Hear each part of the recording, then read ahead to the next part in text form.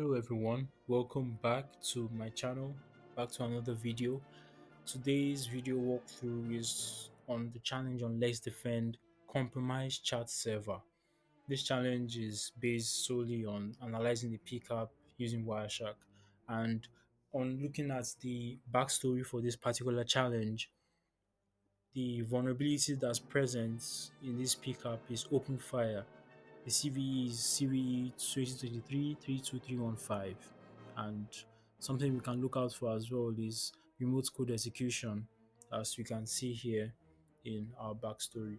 So the files attached to this challenge are usually found in the lab environment on Let's Defend. They usually host the challenge files in a sandbox. After using the sandbox for a couple of times, I saw that it was slow for me in particular. So I decided to transfer the files I needed or the files I was working on to my local system and do my analysis on my hosts. And that worked easy for me. I'll leave a link to a video that would explain this very easily for you so you can do this by yourself as well. One thing I like to do, since I already have the files, I've loaded them up in Wireshark already, as you can see here. I like to look at an overview of what I'm working with. So not just scrolling like this and looking at individual packets, but getting a proper overview. So I like to go to the top to statistics and then conversations. And when I do, you see something like this. So we see the amount of traffic we get from different protocols. We have Ethernet here, there's IPv4, IPv6, TCP, UDP. There's quite a lot of things going on in this particular packet capture, and that is what we're looking out for. So now that we've gotten a small overview of what we're looking out for, let's jump into the challenge right away. Our first question: how many GET requests are there in total? So we can go back to Wireshark, and remember with Wireshark, the most important thing is filters. So whenever you're searching for something, you need to get your filters right and you see what you want. Be it answers to a challenge like this, or getting or hunting for indicators of compromise, filters are your best buddies. So we're looking for get requests. Get requests are from HTTP, the HTTP method. So we can go to our filter pane and say http dot request dot method double equal sign equals get. And there we have it. That's a good number of get requests. And if you look at the bottom here, next to the number of packets displayed, we see the number of packets here is 128.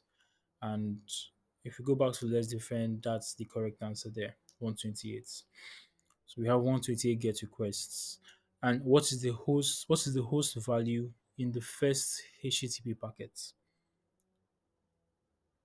Well, we're looking for HTTP traffic now in general, not just the get request. So we'll go back to our filter and then remove the extra bits and hit enter. And here we have it. Now you can see that I have extra columns than the default Wireshark setting. I have tweaked my own configuration a little bit so that certain things appear to me quickly. For example, this particular one here, http.hosts is the filter.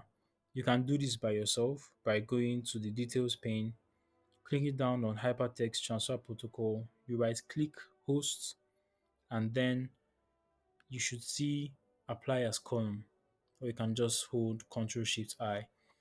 This will apply it as a column here, so it will be easy for you to just see things like this. And you can also see DNS names if they appear in, if they are resolved in the packets.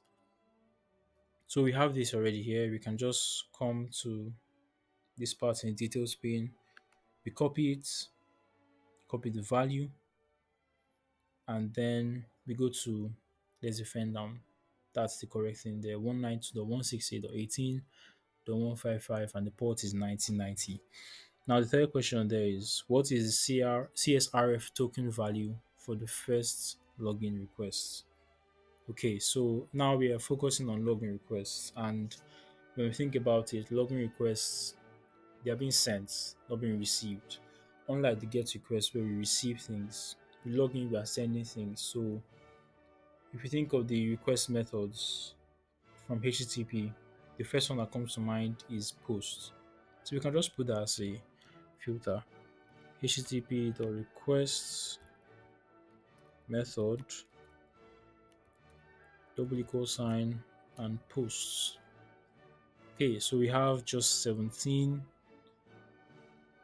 post requests here, and we are focusing on the first one. So we look at the first one, and collapse this, and then look at the HTML form URL encoded, and we see the details here. So this is the URL, the login, our CSRF token is very plain here, and the username and password. So this is what we need.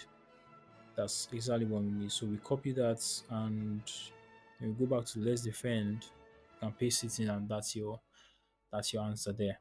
Then what is the password of the first user who logged in? Now looking at this first packet that we were analyzing, we see the password here, very plain and clear.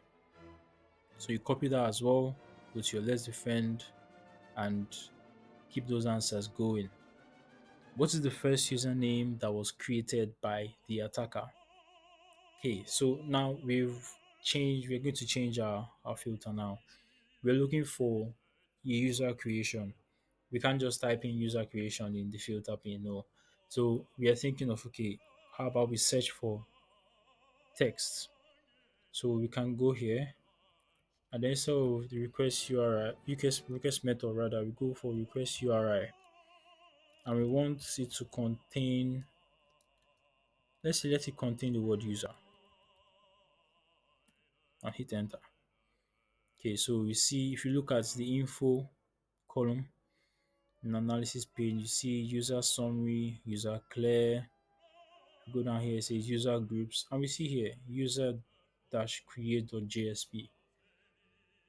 So okay, so that is something we can look at. And then if we go down and we go to the HTTP parts and we expand the URI,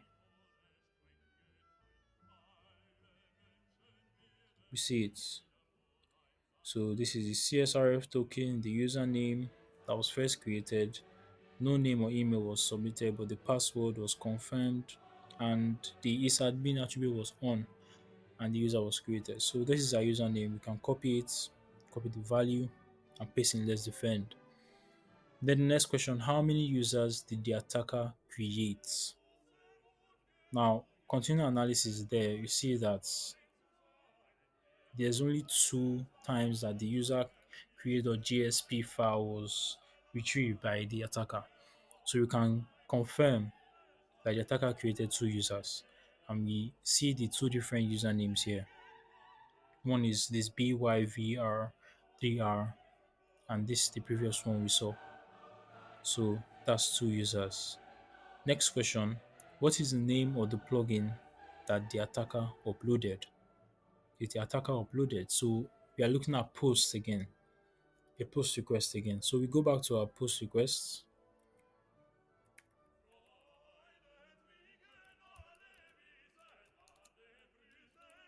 post now, and then we just keep looking at the info. We see post, this is login the JSP, then this is post plugin the admin, upload plugin. So let's expand this. We expand this here and reduce these. Don't need them this time. Then go to the bottom. Yeah, we go to this. We expand.